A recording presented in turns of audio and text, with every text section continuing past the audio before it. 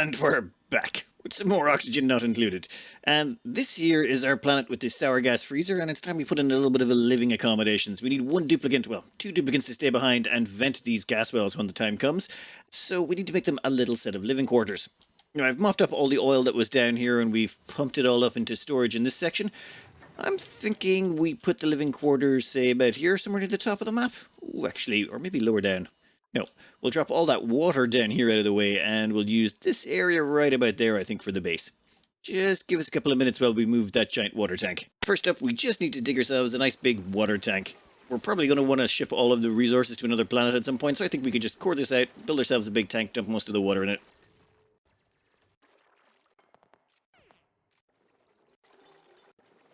Our plan here is quite simple. We're going to want to drain a bunch of water out of this, and all we're going to do is just deconstruct that tile.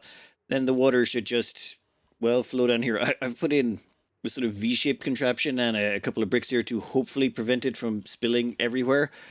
I've never really found a way to do it quite successfully, so we'll see if it works. I mean, I figure those... See? Yep, overflows. Ugh, don't overflow any more than you need to, and then it just falls straight... That's kind of working. No. Hold. God, oh, God damn it.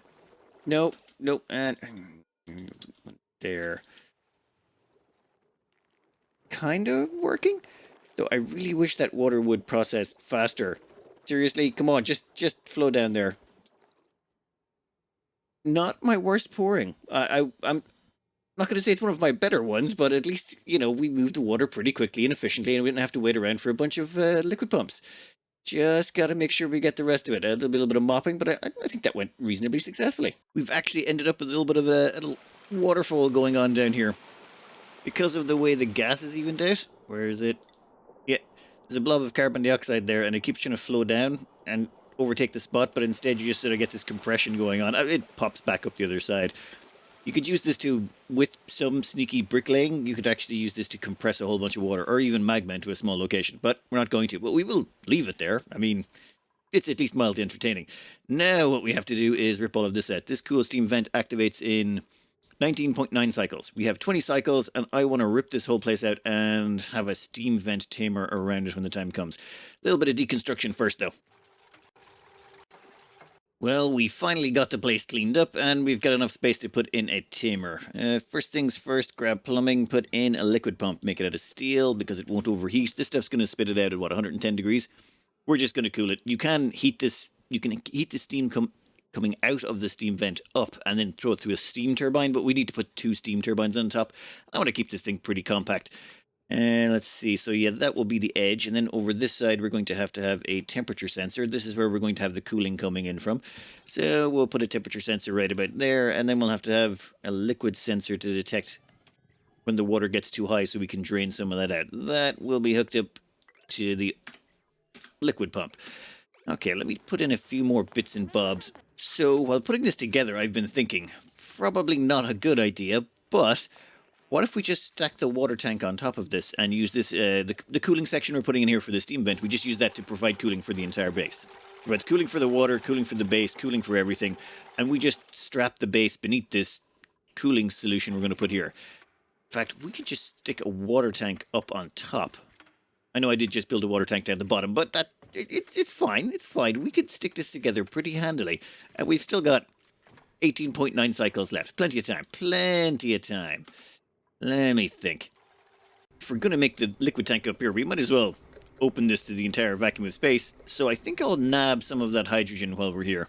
We might need that for prepping our oxygen maker later, so I'm going to stockpile at least a few grams of that just for in case of a problem. All right, down here though, I'm thinking we do the liquid tank like this. Oh, damn it, get rid of that tile. We'll sort of do the liquid tank all the way up to the top of the map, and so that we'll have the steam turbine in here and then more of the liquid tank into this section, depending on how much background there is there and how much of that is actual space.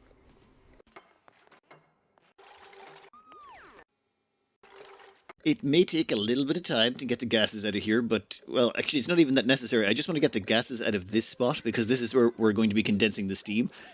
But I figure it's just simpler to, well, vent the gas out of the entire area, especially considering we've got access to space and we've just got a tiny little blob liquid lock in there.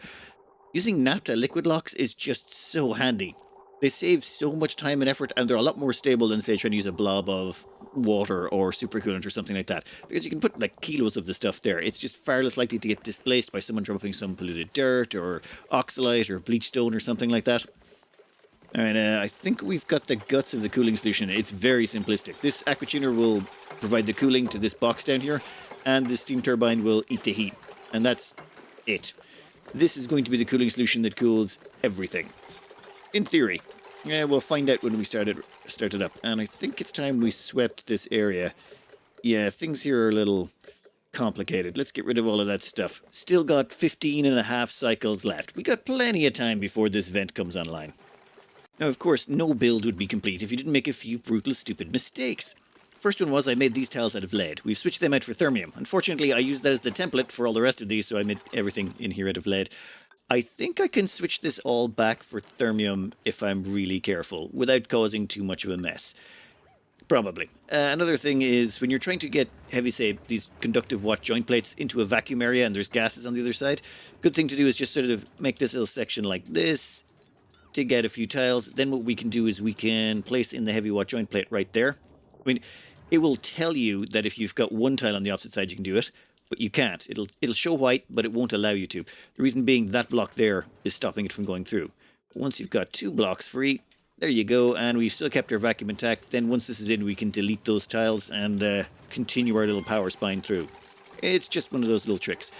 Now, let's hope none of the water escapes. Never mind. God damn it. Yeah, I'll figure something out. We have most of this done. What should happen is the steam will pop out of the steam vent, and then there's a bunch of temp shift plates in the background. And the cooling from here will provide cooling to the steam. The steam will condense down here, and once the steam is condensed, it kind of acts as a little battery of chill. So we're going to fill this up with water basically to about there. Or in other words, we're not going to access any of the steam out of this vent until it fills up to there is probably a more accurate term. And once there's about 900 kilos of water in the second tile, then we can start pumping that water, which we'll dump into some liquid tanks. And once the liquid tank, we're just dumping into liquid tanks sort of as storage so that it can be used power free. As in, once it goes in there, we don't have to pump it a second time to get it into our system. However, I'm only putting in 3 tanks. We could have put in lots more, but it just seems like a waste of steel. If we need more than 3 tanks, or if we need more water, we can just pump it from out here. We're going to use this entire area here as a liquid tank. I'm probably going to do something like, say something like that, and have this here as a liquid tank, this whole area. Not just yet, though. We want this place to still be easily accessible. But this entire area will be a liquid tank, so any overflow water, stuff that can't fit into the tank, will just get dumped into this liquid storage here. And once it gets too full, it'll just evaporate into the background of space. That saves us a whole bunch of time and effort. Now, for cooling for the power supply, actually, this is going to be touching this chill box. This is where we're going to store all our chill. And that will help chill down this large power transformer. The rest of the base, though, should be fairly handy. Now, all we need to do is load in some water. I haven't actually put any water in here into this part of the system, but that should only be 2 seconds. All we need is about, say, put in a ton of water. Once a ton of water is in, we can cut that off, and I think at that point we're good to go. Well, supercoolant. No, we need supercoolant for the loop. Supercoolant installed. We have liftoff. All right. This is cooling down slowly but surely. That will get some steam in it. The steam turbine will power cycle. Oh, you know what? Let's maybe hook that up to the main grid. It's not entirely necessary. We could just burn off the power, but if it's not hooked up to something, it won't allow the power turbines to spin, and that would be bad. Now down here, all we have to do is put in a whole bunch of accommodation for our duplicates. I'm thinking a base about, say, yay wide, maybe? Yeah, we should be able to squeeze a bit in here. So what I'm thinking up here is we stick in 3 comfy beds. I mean, we can afford it, and, well, I wasn't going to go with 3, but I thought, why not? We can budget for 3 because we've got this water vent to work with, and its calculated average output is 1.42 kilos. That's more than enough. Oh, that's a mod, by the way, calculated average output. That is more than enough to support 3 duplicates easy, even with food, oxygen, everything all coming from that. Now, we just have to figure out how we're going to put in the rest of the base. Oh, that's definitely 4 tiles high, so we can put in ourselves a little potted arrow pot. Once I get some diamond over here. I didn't bring diamond this time, I'm an idiot. All right, I think dining hall right beneath that, something like that. 3-story high rooms all the way down, and we cram in the necessaries. So we're going to have bedrooms here, then we'll have your dining hall here, then we'll have your bathrooms here, kitchen, probably crops, and then down here would be atmosuit dock exits. Ooh, it's gonna be narrow but deep, this base. Yeah, it'll probably work. 3-person single bedroom completed. Now it needs to have 4 tiles high, so we do actually have 4 tiles high here, and we've got the arrow pot for the decor, and done. Great hall needs to be 32 tiles. It's actually 36, and it needs to have a decor item and an entertainment, a recreational building. Done and done. We've got a lot of empty space in there. I'm not even sure what I'm going to do with it. Then we've got toilets and sinks. That should be a bathroom there. It just needs to be 12 tiles in size, which it is, and then we're going to have the polluted water just dumped right into a reed fiber, and that reed fiber will be what's... Actually, do we have any reed fiber seeds? Fine, I'll fire over some thimble reed, and then we're going to have the exosuit forge right behind it, so all the thimble reed can be combined with the worn out atmosuits to replenish our atmosuit supply on this colony. And then, what we need after that? Food. Yeah, we're going to need food on the next section. So, let me think here for a second. Oh, it's going to be bristleberry. Has to be bristleberry. Well, that is super duper messy, but we have a whole bunch of hydroponics tiles here. We're going to need 6 for every duplicate. We're on ravenous hunger, so we need 6 bristle blossoms to feed 1 person. That's 6 there, that's another 4, and then another, another 9 down there. So it's 19. So we should only have 18, but 1 extra wouldn't hurt. Plus we do have some critters that are running around the map and are probably still alive somewhere. When their meat drops, they can be added, and that should give more than enough calories to make sure 3 people can be sustained comfortably here. Now, for getting all the crops harvested, anytime they're harvested, they'll just be picked up by these conveyor loaders and dropped off right here. I mean, the distance is tiny, but we've got the resources, so why not put in a little bit of automation? And we're just going to have a fridge here that's going to hold the bristle, like all of it will just go in one fridge. We don't really care. And that's that done. Next up, though, we've got to do oxygen. That's going to be a little bit trickier. We've got to do an oxygen supply down here somehow, just enough to support 3 duplicants. So 2 gas pumps, one oxygen diffuser. We can get away with 1 gas pump and 1 oxygen diffuser. Though then we'll have to put in filtration and... let me think for a second. I'm going to try and squeeze in one of the smallest electrolyzer setups I've done. We're going to have the hydrogen sort of float up the top here and hopefully get trapped in this little section. We'll wall that in there when the time comes. And then the oxygen should flow down here. We're not even going to try and pressure control the oxygen. We're only going to pressure control the hydrogen. And hopefully it works. We'll give it a go. If we do, it'll be a nice small compact setup. Heat-wise, we don't care. Hydrogen we're going to dump into space. We should have enough power on this planet being generated for some reason. I think we've got enough that we should be able to cover our power bills. All right, let me finish off some of the bits and pieces here, and we should be able to start getting around to... atmosuit docks. We're going to need atmosuit docks at the bottom as well. Might even throw in a shower. Ooh, should we throw in a shower? It'll add more polluted water. So down here we're going to have our atmosuit dock exit. This is going to get fed by the oxygen from here. Hydrogen sent all the way up into space. And yeah, that goes up there. For power, I've actually just thrown in a couple of large power transformers here. They feed onto this power spine, and then the cables come down and feed into the base. I haven't hooked up our oxygen production just yet. Now, for the water, well... haven't quite finished that one yet, but the plan would be... Actually, that is granite. You know what? We have some thermium piping right there that we can throw in. So you can go like that, and then where are we going to put the granite piping? I think we just have a return granite pipe go all the way back up to the top of the map, but take the long way. So that goes up to there, and we have the 2 of that hook into that section. That way, this should all fill up and start rotating all the way around our base. It'll be a little bit warm at first, but we can slowly drag the temperature down before we move anyone in. I think we will actually put in a shower. You see, the thing is, we're going to be using this hydroponics tile here. Well, once we remove the deodorizer, I think we've got rid of most of the polluted oxygen. Yeah, polluted oxygen's mostly gone. And the slime lung germs that were infesting this colony are now far away from the living quarters. Good, good. That means that can go. And I think we might not get enough water from 2 people to produce enough reed fiber to keep a suit going, so maybe throw in a shower to actually generate a bunch of polluted water for us. And yeah, we need 4 tiles for that. I'm thinking we can throw one in here. There we go. That looks perfectly normal. We're just going to stick a shower in the hall, because that's how we roll around here. But it still feels a little bit big, considering we just got the water handed to us and we don't have to burn it or anything. But I think that's reasonably decent. And oh god damn it.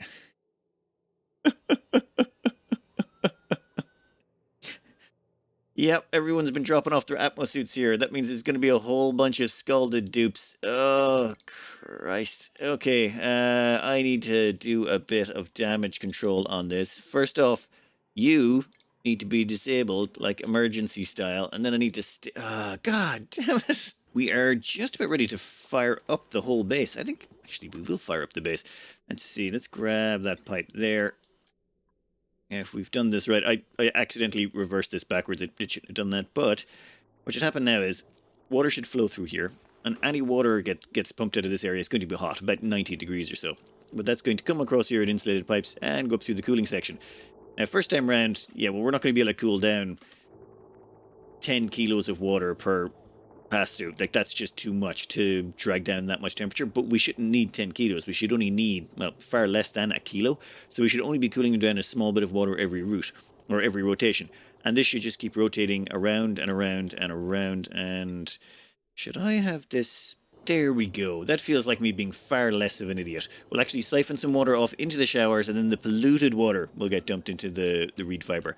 And otherwise, the water just keeps rotating round and around. And yep, see, it's getting fed by these liquid tanks here. So these liquid tanks here are just going to keep sending more and more water onto the line. And if there's no water left in the tanks, it'll draw water directly out of the water tank itself.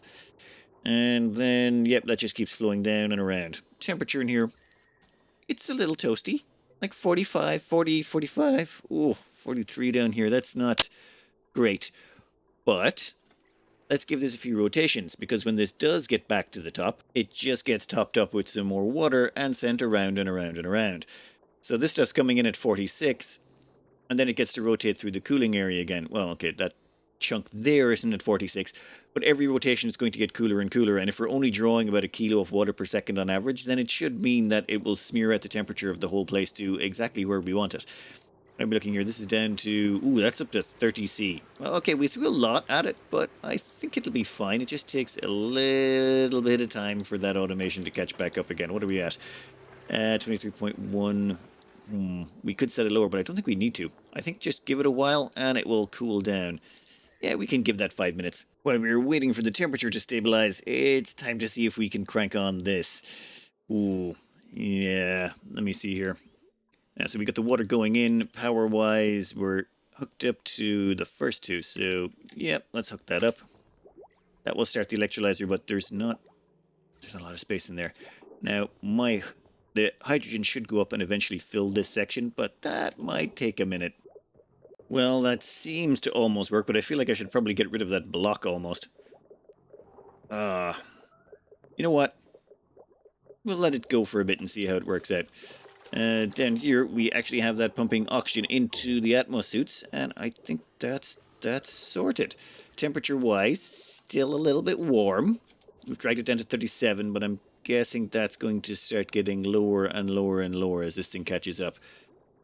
Yeah, I think we should be fine. Still got 0.7 of a cycle before the steam vent kicks off. I think we're good. We're still a little bit hot, but I think give it another cycle or two, and then I think everything will be temperature stabilized. What are we down to? 32. That's already looking way better. Well, the steam vents kicked off. That's good, I suppose, though it is going to dump an awful lot of heat in here. I'm not sure we're up to the task of that. We'll see. How's the water looking coming out? It's 29. Ooh, borderline. We can't let it go above 30 or it'll affect the bristle blossoms. I maybe should have tested this in a test map first. That might have been a good idea. No. We can figure this out. We just gotta make sure that the temperature stays low enough. I think I'll drop this to 21. And that does bring us into dangerous temperature for stifling a reed fiber, if we had a reed fiber. We don't need one just yet. I'm going to have to fire one over, though. The reed fiber has arrived. We can plant that, and that will be the base setup. Now we just got to get a couple of colonists in here to take over. So we got to pick a few test dupes to sort of live on this colony. Live and survive. Their job will, of course, be to vent all these oil wells. It's been taking care of our current team, but we need to pick a new team, and we need to build them a rocket. So I need to build a rocket in here. That rocket control station can be deconstructed. They'll remind me to save the game before I unpause again. Sometimes when you deconstruct it, it crashes the game. Or maybe it's when you reconstruct. Worry about that in a minute.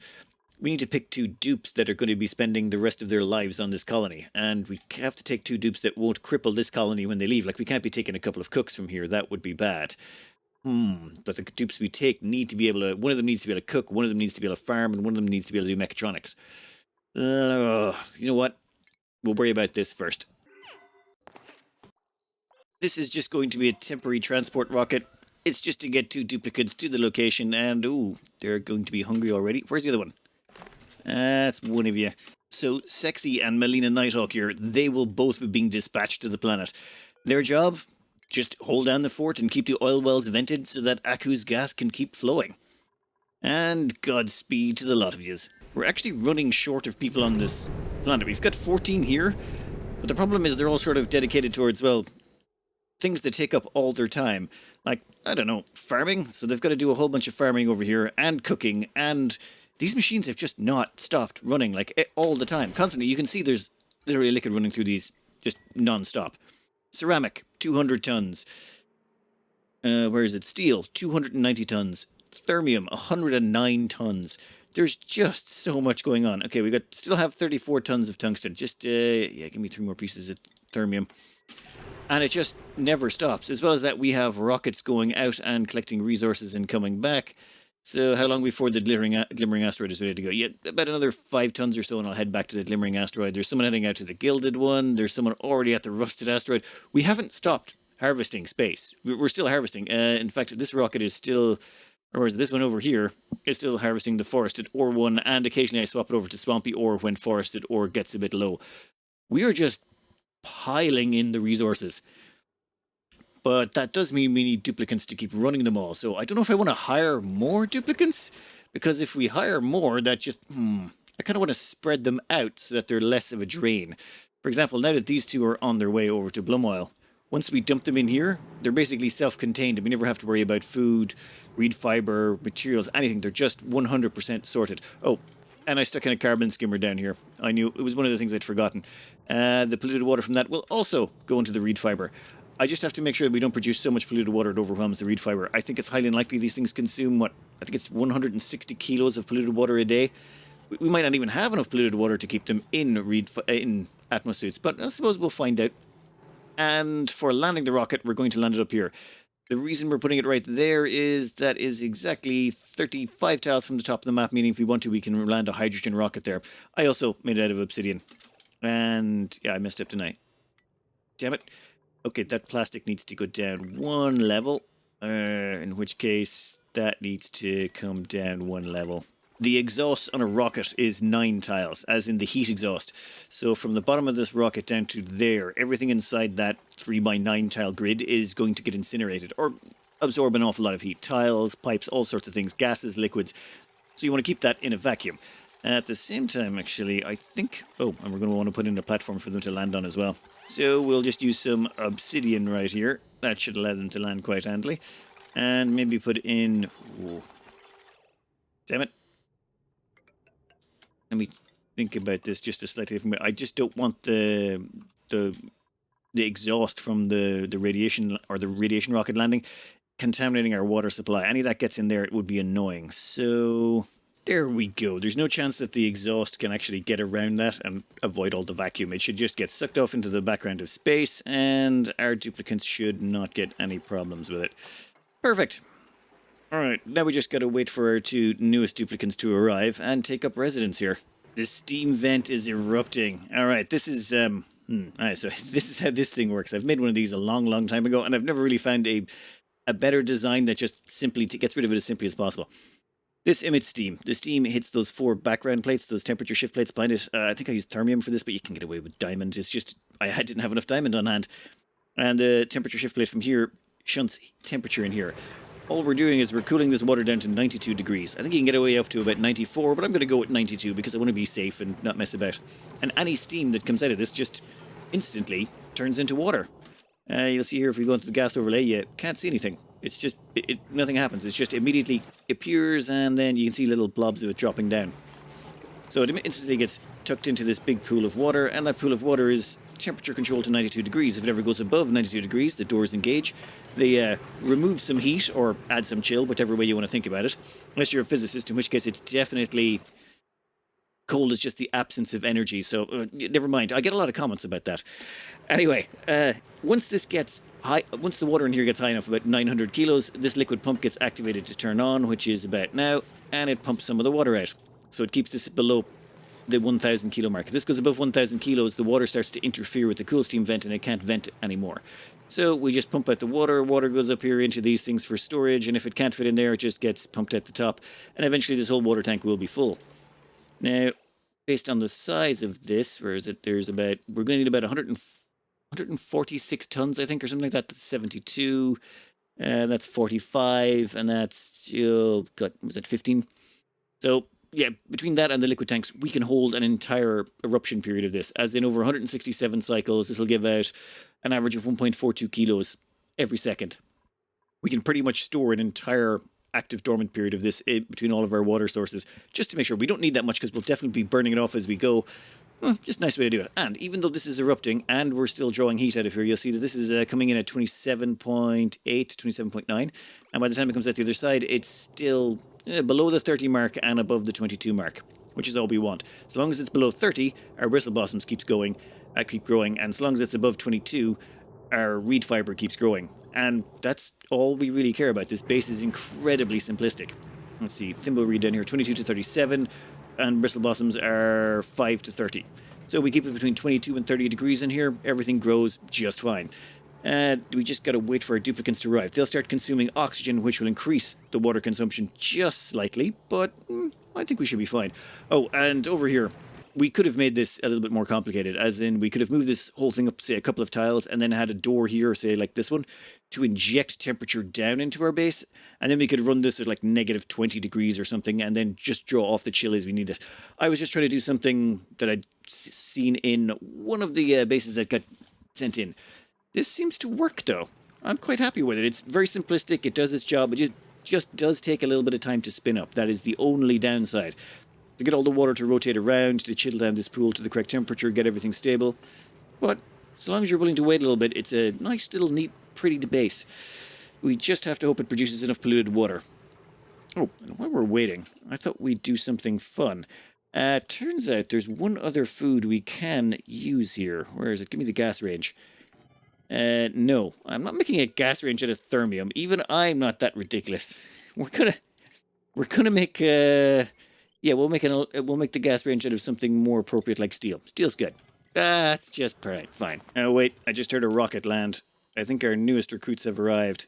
Hey, you're gonna get scalded straight away. Yay! That's how we know you've arrived.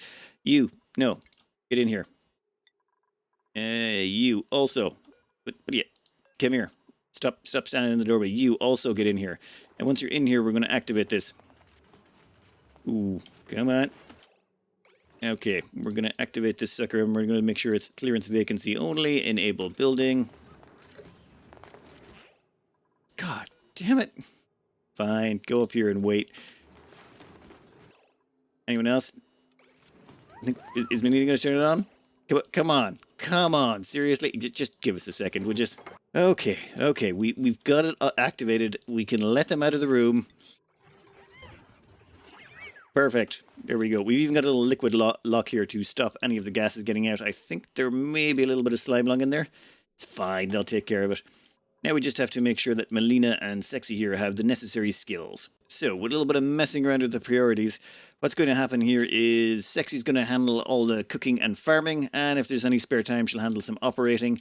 And Melina here will handle all the operating, which should mean venting all the oil wells. You don't need to be doing any research. Otherwise, she'll help out with the building and digging, and finally the farming and the cooking. That should give us our 2 permanent members. We already have a bunch of food stored up for them. What do we got? Gristleberry and pinch of pepper nuts. Oh, and that reminds me, we don't need this rocket anymore. Damn it. Maybe we should just launch it back into space. Yeah, that's what I brought the Trailblazer module for. We send the rocket back into space with Melina on it, and then we send Melina back down. And then the rocket we can send home or do whatever we want with it. I probably shouldn't have launched it that side, though. Never mind. So, deploy. Nope. You can drop down over there. Done. And that means we've got everyone back on the planet, and everyone should now have their places assigned. Okay, that's sexy. That's, I'm going to manually assign out the beds just in case anyone decides to try anything stupid. Ah, here we are. Stuffed berry. Turns out stuffed berry just requires gristleberry and pinch of peppermint and some natural gas for this gas range. We do have a natural gas vent over here. I don't want to dump these in here. If we take that natural gas and dump it into this section, honestly, it will cause all sorts of a mess. This stuff comes in at 120 or 150 C, and if you try and put it in up here, it'll literally float to the top. This is the only sour gas design I've ever used where we don't actually have a catchment area at the top to catch the methane, because normally what happens is the methane, some of it will flash back to natural gas when you're not looking, and it will float up to the top of the build. But it doesn't happen here because we just literally freeze everything. But if we tried to throw in natural gas here, it would just float up to the top. We'd have to throw it in right here, and then we'd have to make sure we froze it from 150 C all the way down, or we could run too complicated. Not worth it. I think we give it to the gas range instead. I know I didn't get that much done today, but this was the first little mini base we got to do. I think the next ones will go faster. What I want to do is sort of do a slightly different design on every one. Like this one's using bristle blossoms. I kind of want to use mushrooms on one with yeah, we could do mushrooms on another variant, and maybe some wild planted ones. And trees as well. I planted a bunch of these ages ago when I knew we were going to be doing this. So we have 105 arbor acorns going on because, well, we got ourselves some pips, we got ourselves some trees, and we just let them sit there until we've got up 100 acorns out of the whole thing. Anyway, I am going to cut this out here. I hope you enjoyed, and good luck.